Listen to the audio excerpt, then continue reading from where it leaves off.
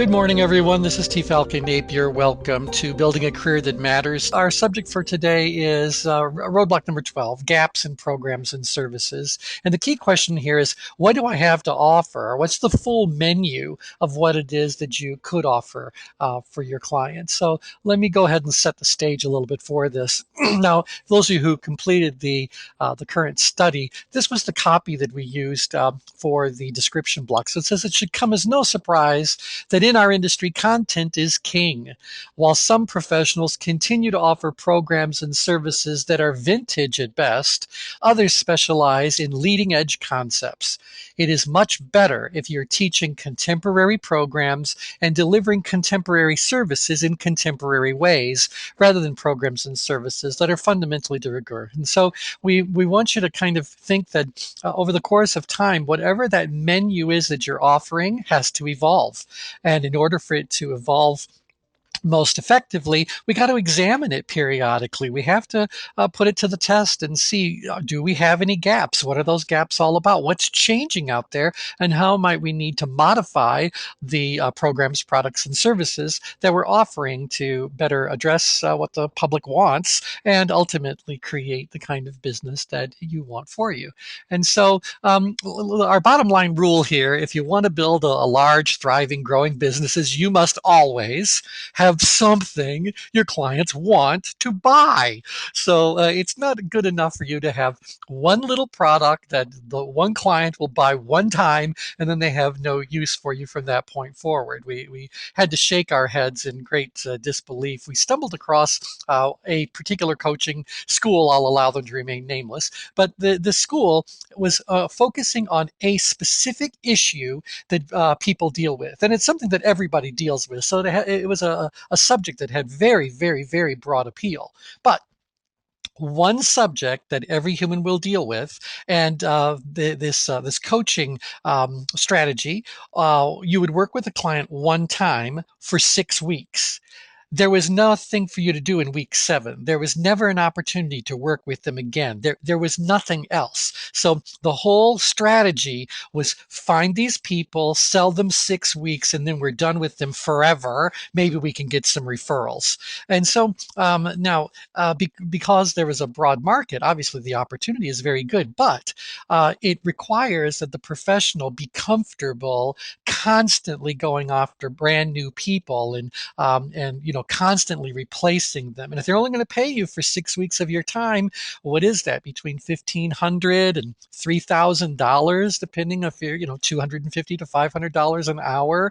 That's the limit. Every client will only ever bring you $1,500 to $3,000. At a certain point, you want to go like, well, wait a second. The sweeping majority of human development professionals that we've worked with over all these years find the act of getting a client to be the most terrifying, challenging, frustrating. It's the real work. And so this becomes a real issue. We want to find ways to reduce the burden that's placed on human development professionals to find new clients. And one of the ways that you reduce that burden is by making sure that you've got things that you can offer to people. Now, this goes a little bit contrary to what I said in the first session, this idea about you don't want to be a dabbler. And so I'm going to clear that all up for everybody by the time we're done. So let's just kind of get in and see about this. Someone's making a comment already. I too have made this mistake, had to learn the hard way. What a mistake it really, really is to have such limited offerings for such a limited population. So let's get into a little bit more of some background thing. It's often been said that you can't be all things to all people. So I do accept the fact that as a speaker, trainer, coach, consultant, whatever you are, you can't offer every service or topic that your clients may ultimately want or need. But you do need to get as close as possible if you want to gain as much as possible from that relationship and even ensure a road to easier referrals, because obviously the more things you've done for someone, the more things they might be able to see a need for, a place for in other people they know. So, really, truly, the toughest part about being a part of the human development industry is finding a client.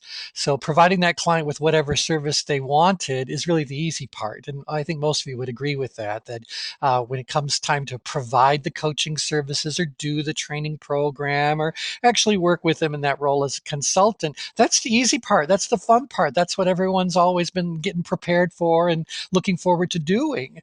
The tough part is finding that client. So once you've gained a client, you need to keep your involvement with them purposeful and profitable for, as long as makes sense for everybody involved. That means you have to be prepared to offer them a comprehensive and coordinated menus of programs and services, or as I'm showing on the screen, you must always have something your clients want to buy. But in all the worlds that all the years that we've been advising professionals, we've heard countless stories of speakers who can captivate an audience with a 60-minute keynote, but don't have anything longer or more in depth to offer anybody. I mean, they can't even do a breakout session, let alone a half day, full day, or multiple day training program. But they've got this audience wrapped around their every word. Um, We've worked with trainers who don't offer any coaching and coaches who don't offer any training. Yet these two disciplines were just kind of like made for one another, glove in hand. And then there's lots of consultants out there who are great working on a project with a few people, but are really terrified to step up on stage and speak to a group. So they're fine with one or two people, but even give them a leadership role over a team of people, and they can't do that. And so it's really been a very interesting phenomenon to kind of observe. Now, some of those gaps may very well be by choice, and we can be okay with that. But for the most part, professionals or industry simply don't see what they're missing. In fact, of all the speakers, trainers, coaches, and consultants we've worked with, the average score they gave when we conducted the original BBVA study about the original 25 roadblocks, the average score they gave when asked how big of a problem gaps in programs and services were to them, they just rated it as a 2.4 on a 10-point scale. So their perception is that this is not an issue at all. 2.4 on a 10-point scale for how big of an issue is this for you to be working on. Yet when they completed an inventory, an actual inventory of what they have to offer their clients, 100% of them determined that they were in fact missing something that could have been an additional source of revenue for them. And so we've got this big blind spot that we need to look at. I mean, many people in our industry are just in a serious rut. They've taught the same material using the same techniques as they have been doing for years. Many of them are using concepts and services, tools that have existed years, generations, centuries, even millennia before they were born. That's not to suggest that there aren't topics and approaches that are truly timeless, as you've heard me say before. Anyone who wants to run a solid training business had better have sales and leadership among their topic offerings, or they're going to meet a really tough situation if the economy takes another downturn, or when it does, and we certainly know it will. So that's it's not to suggest there aren't topics and services and approaches that aren't truly timeless, but you got to step into the confessional here for a moment and recognize what a bunch of recyclers we've become. So that rut has stopped the progress of many of our peers and most certainly slowed the progress of many of their clients. So what we want to do today is take a look at this whole range of gaps in programs and services and allow you guys to take a little bit of an inventory, see where you're at. What gaps do you have that would be useful for you to close? Let's see if I got a little comment here. Um, yeah, yes. People are kind of going, they really view this as being a much bigger problem than that 2.4 did. But this is really our research. And that was a research project of, I think, well over 200 people that were self proclaimed speakers, trainers, coaches, and consultants in private practice. So we said, how big of a problem would you say this is for you? And when it came to having the right products, programs, and services to offer the buying public, they gave it 2.4 on a 10-point scale. And then you ask them, are you sure about that? And 100% of them realized they had stuff that was missing. So this is something we really want to do. Um, so now, let me show you a little bit about the current research. Now, this is the research project we have underway right now. well over 220, I think we're up to right now. We're on our way to 500, even 1,000 people we'd love to have participated in this. And we asked them about this issue about gaps in programs, products, and services. Are they really offering true state of the industry programs, products, and services to their clients? So where are they on this right now? Now, again, for those of you who aren't haven't gone through your training yet in ChangeWorks, I understand that this diagram may seem a little bit visually complex. But again, all of you should know that you can go through that training. It's part of being a community member. So there's nothing but choice and time that's standing in your way from learning everything you need to learn about this diagram and using it with some real value for yourself personally. So let's just kind of look at this. This is a ChangeWorks composite change grid diagram. And every one of these circles represents one or more people in the population who rated their ability and challenge at that place. And so you got a bunch of ones and threes, 9 people plotted right here, 9, 7. So every one of these circles represents one or more people. The number obviously tells me how many people gave themselves this rating. Now, the scale again, 0 to 12 for ability and 0 to 12 for challenge. So if you look around here, people tend to be rating their ability as 7, 8, 9, 10. People are going like, oh, I've got a respectable level of ability to offer the programs, products, and services that are appropriate for the buying public right now. But look at this range of challenge people related. So we got a few zeros, 2, 3, 4, all the way up to 12. I find it very fascinating. And among the ChangeWorks professionals that are on the call right now, can you believe that after 215 people filled out the change grid, nobody used the number 1 for the level of challenge? You used everything else, but nobody gave it a 1.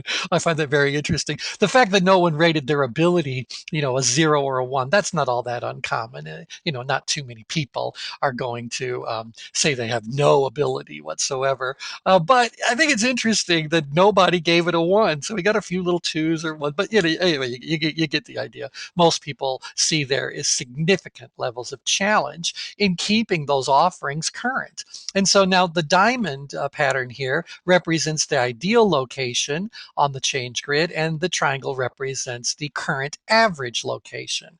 And while an average is an interesting thing to look at, the average really is only truly represented by 2 people that are out there right now. So lots of other people are close to that average. So I've always questioned the value of looking at an average when ultimately I'm coaching individuals. I got to know where the individuals are, and obviously the change grid will let me do that. But it's an interesting thing when you're looking at a large population to go, where do they all average out? So we got lots of work to do to move this population to where we really want them to be. And again, that's this diamond. So what am I saying? I'm saying I'd like people to view their ability to offer all the right programs, products, and services quite high. I'd like it to be a 10, not an 11, not a 12, just a good solid 10. And I do think that they should see that there is some reasonable challenge to it, but certainly not a challenge they can't meet. And so I thought a challenge of about an 8 would be good. So enough of a challenge that you got to like pay attention to it, enough of a challenge that you've got to, be engaged around the whole thing. But I don't want this to feel like this overwhelming, oh, this is so difficult kind of thing. So just enough to keep you on your toes. So that's where I really want people to be. Now, to the benefit of the population, look at how they are rating themselves right now. They're saying like, well, I might not be a 10, but I'm a good solid, what is that, 8.5, 8.6. The exact center of that triangle would be their rating for their ability right now. So that's just shy of a 9. So that's respectable. They're barely more than 1 point away from the ideal area. And when it comes to challenge, they're rating themselves out at a pretty solid 7. And I'd like it to be an 8. And so right now, the average person in the industry is not far off the mark. Now, there's work to be done. We'd like them to actually get all the way to where we're saying. But I'm concerned that about the level of challenge only being a 7 instead of an 8. Keep in mind that as that level of challenge rating gets lower and lower and lower, these people are basically saying, oh, no, this is easy. I've got all the ability I need and then some. This doesn't really require much of my attention. Now, right now, let me change the background image. People are still in power. And so, again, power sounds like this. I know I need to do something, but I haven't decided what I'm going to do yet. So I'm going to look at the options, consider the alternatives, and then I'll decide. Then I'll move forward. And so we've got that. But notice it's starting to slip down towards the bottom of power. It's getting closer to power apathy, where power apathy is populated by people that have an assumption that things are still okay. They're basically going like, this is all taken care of. I know I need to do something. I wish somebody else would do it, but so it's starting to fall off of their radar. It's starting to move to that back burner. And when you get all the way down to apathy, now the person is saying, do something. I don't need to do anything at all. Everything is really just fine.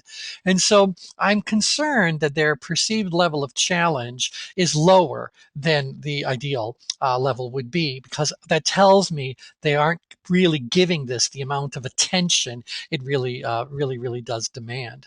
Now, to take it a little bit further, if we look at the layer of the change grid that talks about the different energies that people can have around performing a particular activity, this is what we're looking at now. We're going like, well, the energy that we want people to have is to be that analytical driver. And again, you'll learn about this when you go through your training if you don't know this already. So hopefully it's just a review for most of you.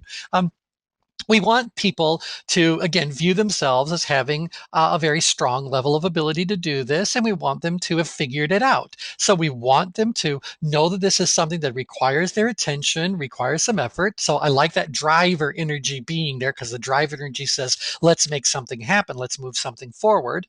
And their secondary energy is analytical. That's about figuring something out. And certainly when we talk about doing an inventory and closing gaps in our programs, products, and services, this is more of an intellectual assessment. This is an inventory about things, a critical analysis. And so that secondary analytical energy, I think, is really what's most supportive. Well, right now, we've got people plotting a bit further in grid, more on the amiable side of things. The amiable wants to be of service. The amiable wants to give up of themselves in the name of helping others. The amiable wants things to be nice and friendly and all that. And so right now, it seems like these gaps in programs and services are being driven more from an amiable secondary energy than an analytical one. So rather than figuring out what the gaps are all about, what this person is doing is checking in with themselves, checking in with other people's, and going like, am I helping you, or how could I help you? How could I be of service to you? That's not a bad energy to have. And certainly asking people how you can be of service to them could be considered a form of research that would be helping on that analytical side of things. But I'm just concerned a little bit. Now, for those of you who understand adjective mapping and understand the whole idea about primary and secondary, tertiary energies. The average individual right now is plotting as an analytical amiable driver, and that analytical amiable driver, again, at least they've got that analytical ingredient, even if it is the third energy, at least it's something that's there to say, I'm trying to figure something out. So we're not far away from where we really want to be, but there is a difference, and there is a gap that we're going to want to be closing. Now, as far as engagement is concerned, in both cases, the average individual right now is showing as being engaged, perhaps slightly so, and we'd like them to just be a little bit more engaged, but not so bad. Now, what I did want to show you, though, was something different. We asked the system to generate a report based on how much experience someone has had with principles of tension management. What you're looking at right now is actually a different grid than the one I just showed you. So it looks really close, but this is a grid, the one I'm showing you now, that's got all the red spots in the corners and all that, the composite change grid.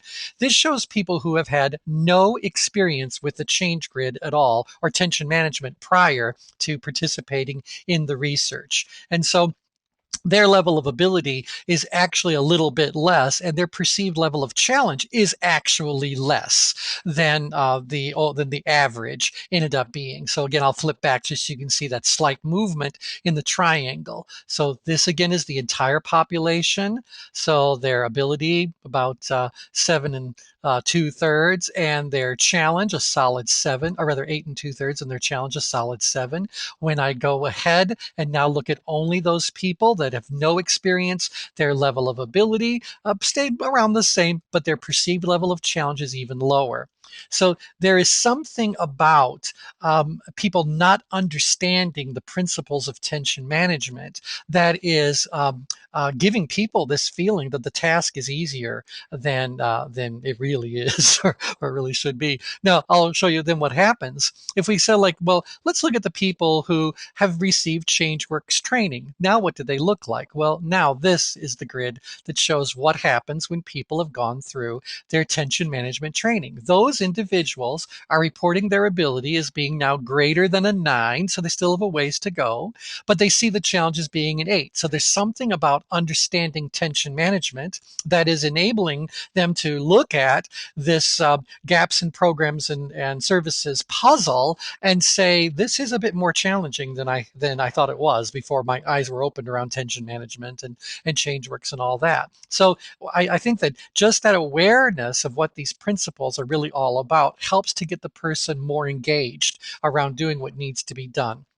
And again, they've now moved into that analytical subquadrant there, so the analytical driver subquadrant. Now, I'm going to show you one more. What we did was we then asked the system to show me our top performing ChangeWorks professionals. Where did they plot? And that's what this grid is. Now, among those individuals who have the ChangeWorks experience, but these are our top performers, the people that are doing the most grids and participating the most and all that, look where they're at. They actually see the challenge as being greater than a 9. So the level of perceived challenge for them, well, their ability has gone up, but their level of perceived challenge is now greater than we want it to be. And we find this really interesting that the more that people use the change grid, the more that people understand tension management, the more they see how it applies to everything. And that kind of opens up this whole world of possibilities. And now they start seeing a lot of different gaps, a lot of different things that they could be doing. So we need to get our most accomplished professionals to make some choices. I mean, just calm down a little bit and they'll see what's going on. But there's something about people who get really good at tension management that start to see its widespread application, and they also report to us they see the importance of doing something about it. And so that's where they're. So we got a bunch now of driven drivers when it comes to closing the gaps in their products and services. And I think that's really great that we've got this group of people who are out there determined to make it happen. But we just want them to slow down for a second and apply a little bit of science to it. So don't just push and push until those gaps are settled, but just figure out what those gaps are all about and do the simple solution whenever possible. Nevertheless, the people who are reporting, who have a background with tension management are certainly, I'm going backwards now, are certainly plotting more favorably than those who do not. So again, I might be preaching to the choir here, but it is extremely important that all members of the ChangeWorks community participate thoroughly in the training that we provide you. Not only is it going to equip you to use a tool with great advantage with your clients, it has an overall impact on your level of performance and your success as well. So stick with building a career that matters. Go to all the trainings that you could possibly go to. Again, there's a reason why we invite you to go through a great, majority of what it is we do for free, or, just because you're a member of the community. So take full advantage of that. Okay, so with that, let's get in then to the specific roadblocks that I want you to be thinking about. So now, again, I said this feels like it conflicts with that idea about dabbling in the 4 disciplines, that thing we covered in lesson number 1.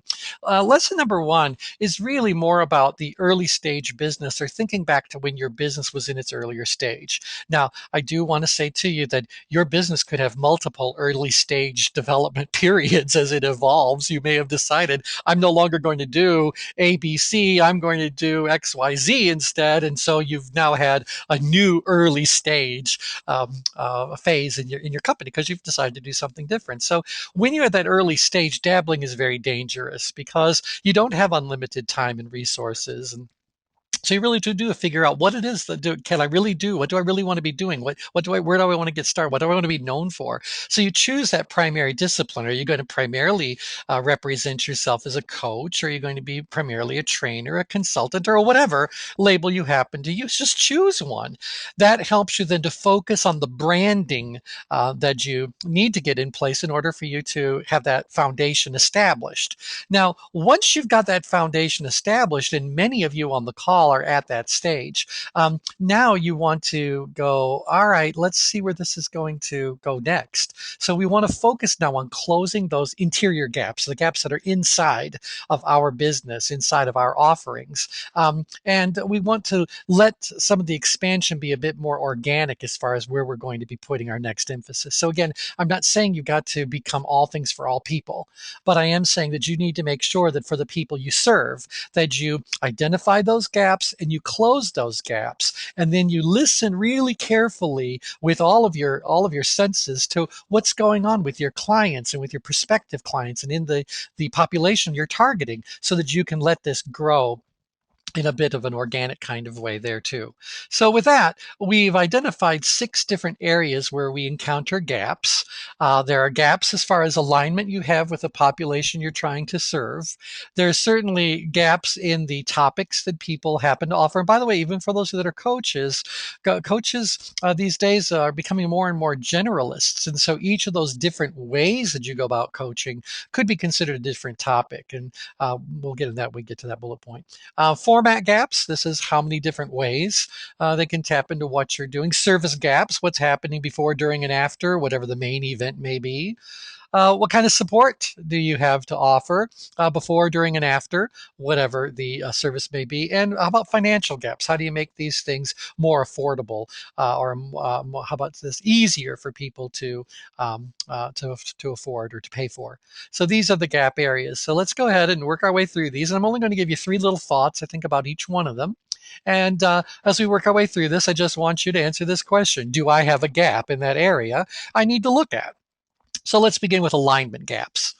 So just a few thoughts here to get you thinking. Do the programs and services you offer your clients continue to meet their needs year after year? Yes or no are your answers here. If the answer is yes, they do, then you're keeping those programs and services organic enough, or allowing them to evolve enough, that as those needs of the client change every year, you are able to meet them where they are. Or you've listened, and so you're planning your company's journey to parallel the journey that your client is going to be on. So do your programs and services really continue to meet those needs year after year? I will tell you, if you haven't updated your programs or services in the past 2 or 3 years, they're probably outdated. Have most of your clients used your services every year since you first met them, or on a continuing basis if it's not a yearly kind of model you're looking at? Or were they interested and involved for a certain period of time, but have since moved on? This should certainly be something that the coaches can relate to. So how many of you have got clients that you worked with and they used you maybe for a good long while, but for whatever reason that is now ended, and they've moved on and you've moved on, and now you have this gap, or you had this gap that you had to close? If that's the case, then they continue to have needs, and for whatever reason they didn't see you as being ready to deliver, or whatever that new sets of needs happen to be. So somewhere you parted ways, somewhere you reached a spot where they were no longer aware of what you could do, or you were no longer equipped to do whatever it is that they really needed. Number 3, is it time for you to realign yourself to the realities of the world in which your prospects and clients live and work, and revitalize the substance and value of what you have to offer?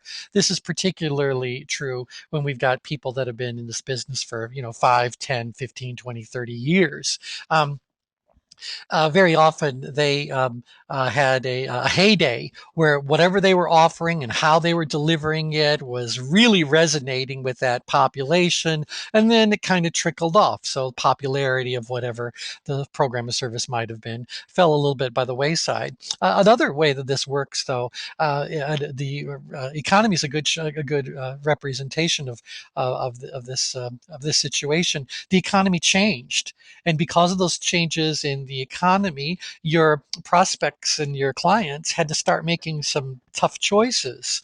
And for whatever reasons, the programs and services you offered were no longer viewed as being something that matched their needs at that point in time. They needed something different instead. And so in the earlier sessions for building a career that matters, we talked about the difference between being an emergency room and being a wellness clinic, and how companies that have built themselves around the concept of wellness, taking healthy people to a new level, find themselves struggling in general, but struggling particularly when the economy gets tough and people start seeing wellness as being optional. But emergency rooms continue to do well, even in times of great economic downturn. So, this is a thing to ask about. Are you currently well aligned? Do you really understand the population you're trying to serve well enough that you can say with great certainty, I have what the buying public is demanding right now. I am in total alignment with what the people really truly want. So, how many of you believe you got something to work on the alignment side of things? And just type me a little quick message so I know you guys are out there. No one's left. That's always good. But how many of you think I might have some alignment gaps, or maybe I need to do a little bit of an alignment inventory just to see if there are any gaps here? Yep. Yep. So yep, you guys are saying need to refresh. We need to take a look at alignment, need to update. Yep, so right there, we got to do that. Again, you can't do this well unless you really understand your population. Those of you that are using the change grid, you can use the change grid to see wherever the gaps happen to be. Where are there gaps in their ability? Where are they experiencing too much challenge or not enough challenge? Where are they engaged or not engaged? And so you can certainly use that to kind of explore whether or not there are existing or imminent gaps that you can do, or even undiagnosed gaps. Gaps occur before people notice that a gap has occurred. And so you can use the change grid to give people kind of like an early warning sign that a problematic gap is heading your way. Let's see if I'm getting other comments here. Okay, great, great, great. All right, so let's take a look at the next one, topic gaps. And again, I know because I'm a trainer, I tend to think of actual topics that I'm talking about standing in front of an audience. But and I think all of you can relate to this. Even if you're sitting down one on one with someone, the topic can change. One time they want to talk about, their career. The next time they've got a problem employee, or they've had some issue occur out there in the marketplace. And so, even the coaches that are truly working with people in the moment on whatever is important to them right there had better be flexible enough in the topic areas so that they can meet that person where they are. They can work on whatever that issue happens to be. So, are you offering topics that have been specifically requested by your prospects and clients?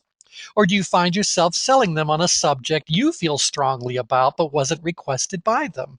And again, this is getting back to this idea about mission critical versus mission optional. You may have some product or some service, some way of looking at coaching or consulting that you're truly passionate about, but the buying public looks at it and goes like, whatever. So, I'm glad that you're passionate about it. I'm glad you're enamored by it, but that doesn't guarantee anyone's going to agree with you and buy what you have to offer. I talked to a great many ChangeWorks professionals who have got fantastic ideas that are way ahead of their time, and it's great that they've got this insight, this approach that'll serve the buying public extremely well a few years from now or a decade from now. Are they going to be able to survive between now and then to do that? And so there is this reality that just says I got to make sure that I've got enough of what people actually want, what they're actually asking for, so that I have my immediate financial needs met, and I've got the groundwork and all those relationships while I am continuing to develop what I'm passionate about and allowing the marketplace to mature, so it's ready for whatever that program, product, or service happens to be.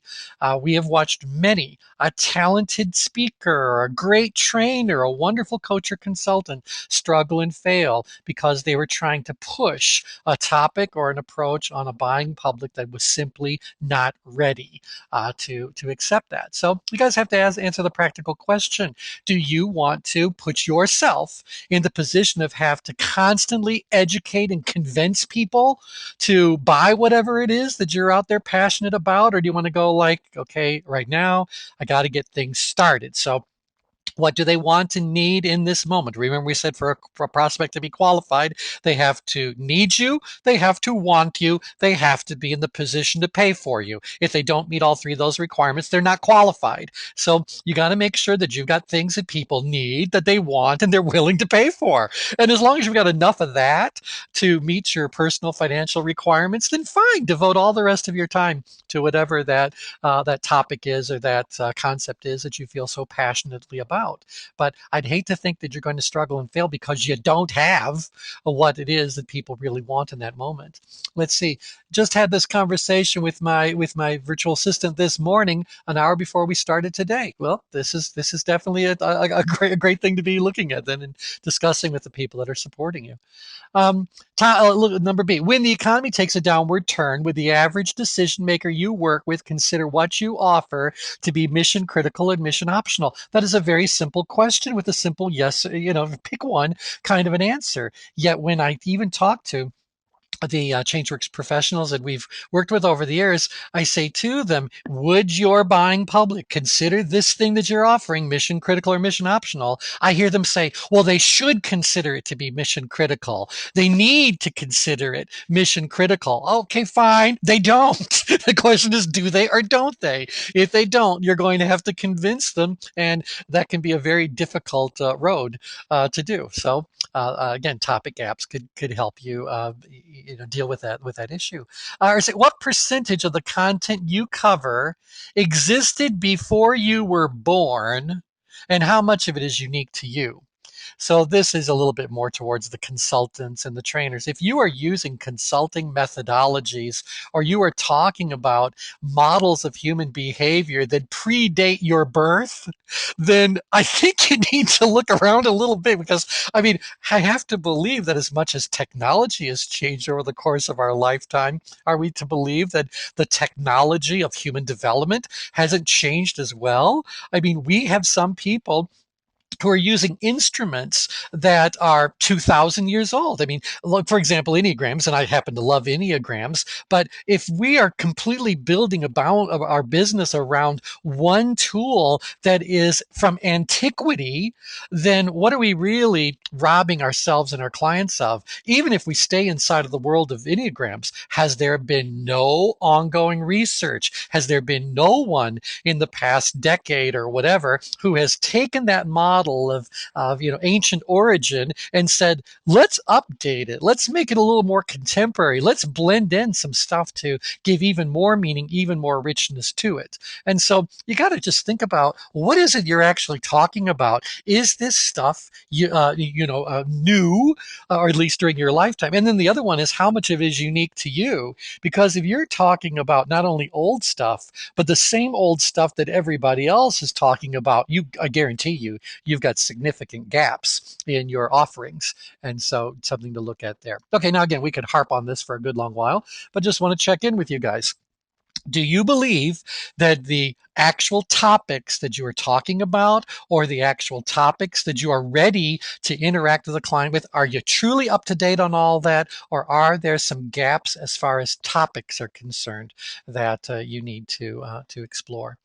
So again, what percentage of the content you cover, or you can put in that tools that you use, approaches that you take, existed before you were born, and how much of it is actually unique to you? So even if it's contemporary, is it unique? Let's see. Barney has a comment here. Generation Xers and Generation Yers have a completely different view. Requires an updated, focused, and content. And this is absolutely true. Again, my background is in doing sales and leadership kinds of training. But because the audience continues to change and the way the audience interacts with people continue to change, I'd better have flexibility. Yeah, they still need sales training, and yeah, they still need leadership training. But if I turn around and go to my bookshelf, I can find books on sales and leadership that predates my birth. So I've got books going back to the 1800s on these subjects. Now, while a lot of that stuff is timeless, can you imagine if I assembled a group together today and taught them a course that was actually created in the early 1900s?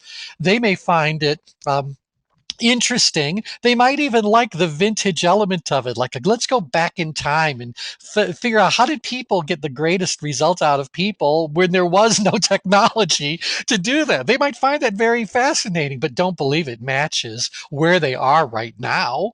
So we have to be willing to let things evolve and grow. So that's a topic and an alignment gap there.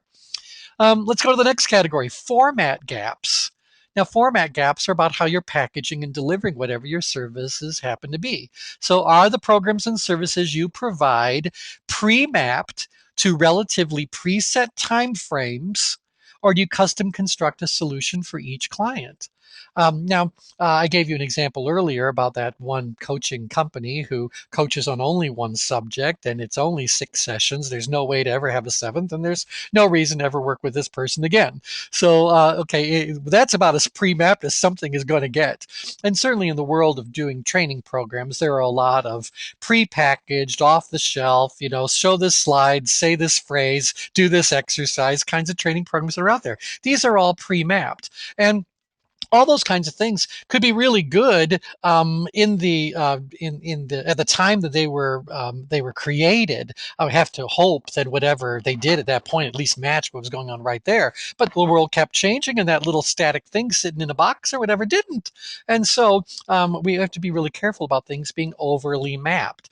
Or do you custom construct a solution for each client? Let me give you one example of that. When it comes to delivering the program for Mastering Personal Change. This is a program that's again designed for John Q. Public to learn about tension management and how it applies to themselves and teach them enough to be able to use their own little personal change grid on the ChangeWorks system. It's a very simple program. Now, I'm doing that as a series of 4 90-minute webinars. 2 webinars on Tuesday and 2 webinars on Friday. Now, that's really great because based on our little research we did around it, people felt that that was better than trying to do a full day webinar. I mean, it's 6 hours of content.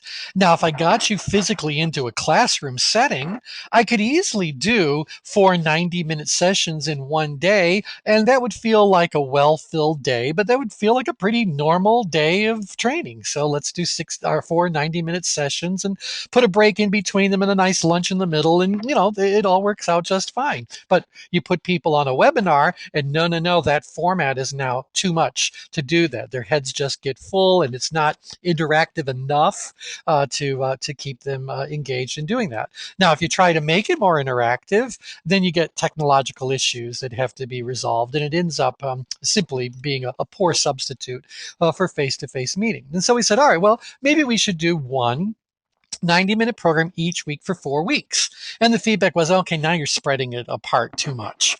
And so we've ended up at this little format thing, but this is the format. And what I've tried to do is create a custom solution for that particular group. Certainly, a couple of times a year, we're going to be having our retreats. And we thought we'll map out the retreats so that rather than having a multiple 2 or 3 day retreats, we're going to go and do more like a week of retreat. And the first day will be Mastering Personal Change as a full day program. And people who want to go and do that as an immersion experience can do that. And then the very next 2 days, now we're talking about ChangeWorks Essentials. And after that, we'll do ChangeWorks Advanced. And so people can come there, whether they are personal or they're going for their first level professional training, so ChangeWorks practitioner, or they want to use the thing for groups, and now they stick around for the ChangeWorks Advanced kind of program. And so we thought it'd be easier to just kind of create that as a training week in case someone wants to go through all of it. But people could just come and do bits and pieces. Well, that's a different format that some people might be more ready to tap into, or it might better match their learning style. We record everything. There are people who go through all of our programs that have never been on a live call. They download them and they listen to them and do them on their open time. So you have to make sure that you've got enough different formats to meet the needs of the client. So those of you that are coaches, I've heard some coaches say, "Well, I talk to them every other week, and that's what I do." And I said, well, what if they wanted to do something that's very intensive at first, and then they just need follow up stuff? Are you willing to do some immersion coaching? So maybe I want you to coach me for a solid day the first time that we're together. So you can get a thorough understanding of the full range of what's going on. We can do that good needs assessment. I can give you the immediate assistance you need for the issues that are plotting up in stress. And then we start doing something periodic after that. Now, I'm not advocating any of those in isolation. I'm saying, are you thinking enough about the different kinds of formats that your buying public would say that works for them? We have to have enough flexibility to really make that happen. Um, Next item. Do you have sufficient content to fill programs ranging from a simple keynote address to a multi-week workshop?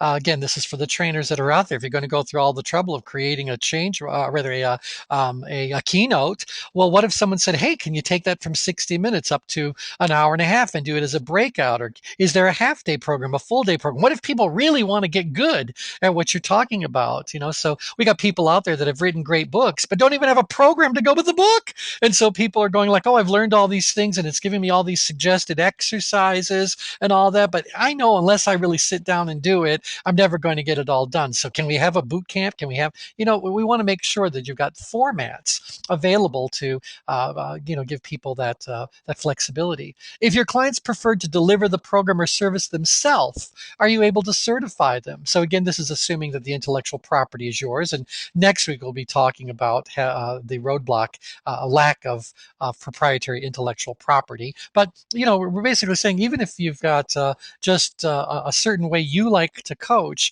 can you equip people to do a little bit of that for themselves if they prefer to self-apply some of this material? That's another format. Now, again, I'm not saying you have to have all these. I'm saying you need to think about the formats you currently offer and ask yourself, is it really a one size fits all sort of plan? Does that really meet the needs of your buying public? Or do you need to have a few different formats available to them to choose from? Or are you just going to custom create something for every single client?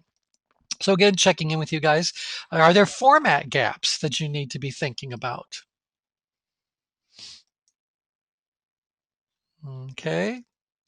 Yep. Okay. So, yeah. People find there's gaps all over the place. I thought I was fine. I'm not. Yeah. All right. So, service gaps. Now, again, we're talking more on the front and back end services. To what degree have you integrated pre-training consulting and post-training coaching into your standard offerings? And so, again, I'm saying, like, if you're a trainer out there doing facilitation work, are you doing things up front and behind it that would be valuable services to your clients that you could actually make some more money from? We talked about leaving money on the table. This is getting back to those service gaps. What instruments and assessments do you routinely suggest to your clients? Are these instruments things that you have always used and you've been doing this for a long time? Or are you always looking for a new instrument or a new way of using an instrument? Obviously, we created the ChangeWorks. We like people to use it as thoroughly as they possibly can. Be creative in using it. It's there for a reason. I like it. Some of you guys are saying like you want to create a retreat, you want to do more needs assessment up front.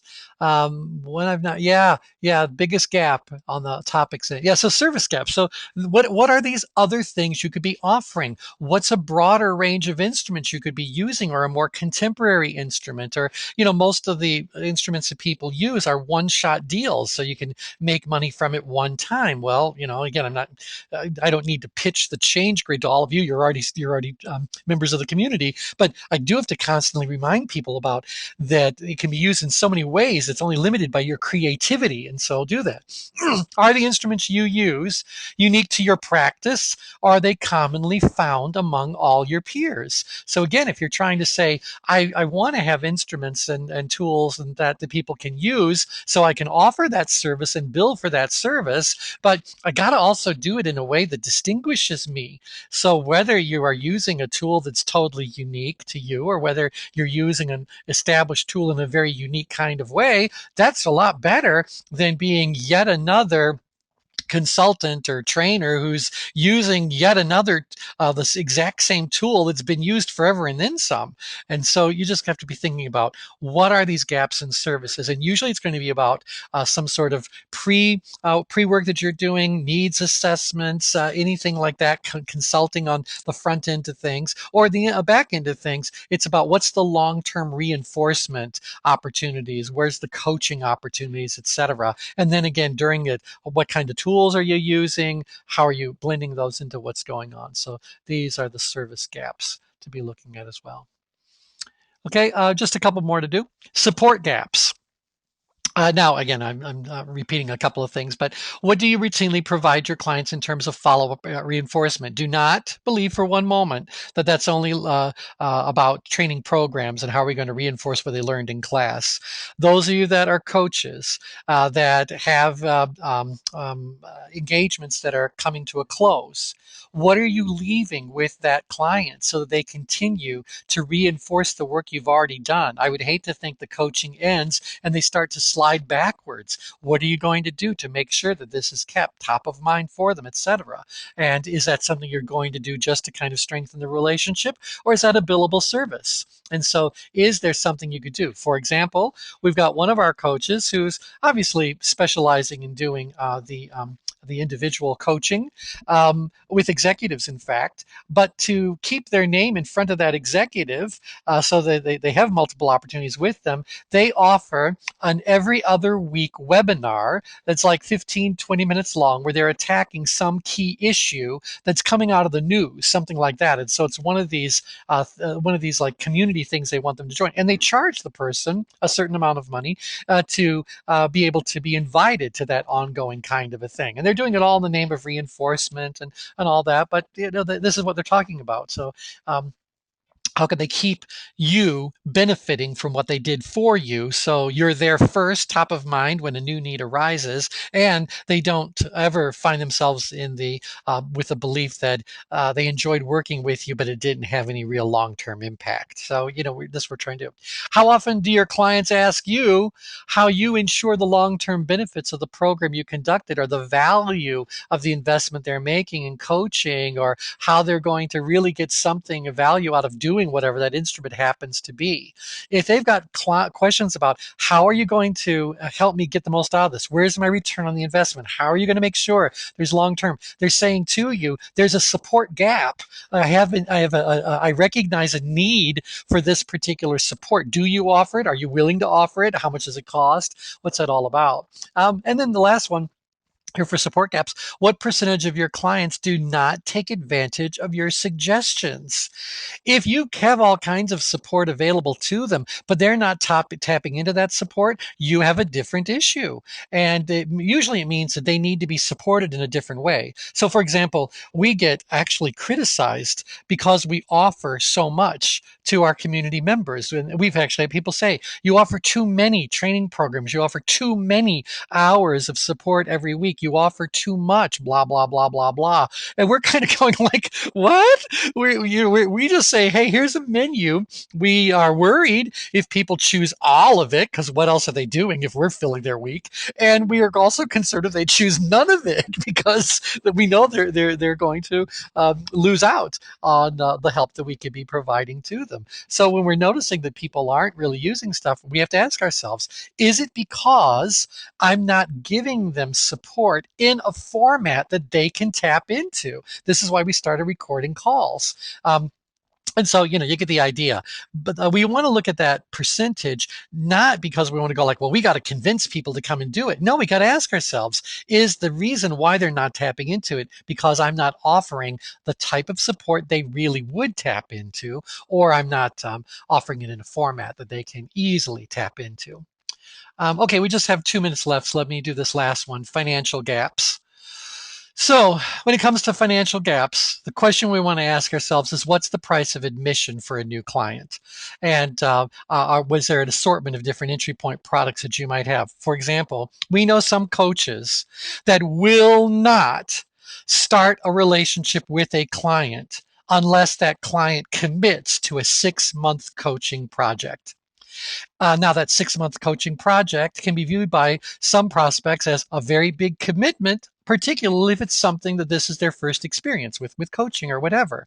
And so I've said to them, isn't there some way you can offer them some shorter exposure to you, a single coaching session that they can participate in, and then as they experience that, they go like, oh, now I'll buy a book of or a block of 5, 6 sessions, or now I'm going to buy the next 90 days. I mean, why are we trying to force people into this one little financial block? Now, if you go like, because everyone's willing to do that, then don't listen to what I'm saying. But if you're going like, no, there are some people that get away with the cost of admission, or that run away because of the cost of admission, you need to change your cost of admission. Certainly, this is one of the reasons why we offer the ChangeWorks community. $99 one time for a lifetime. That's the price of admission, and certainly that's the price that anybody can afford. So we did that because otherwise we've had periods in the evolution of our business where we had no reason to talk to you unless you had $10,000 ready to invest, and we wanted that paid in full up front.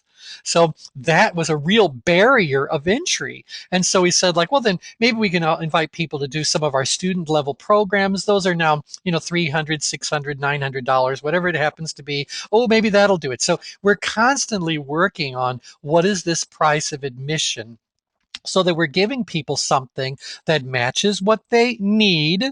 It makes it something that they want and something they are able to pay for. Again, remember, those three requirements must be met. They have to need it, they have to want it, they have to be willing to pay for it. And so that's what we want to do.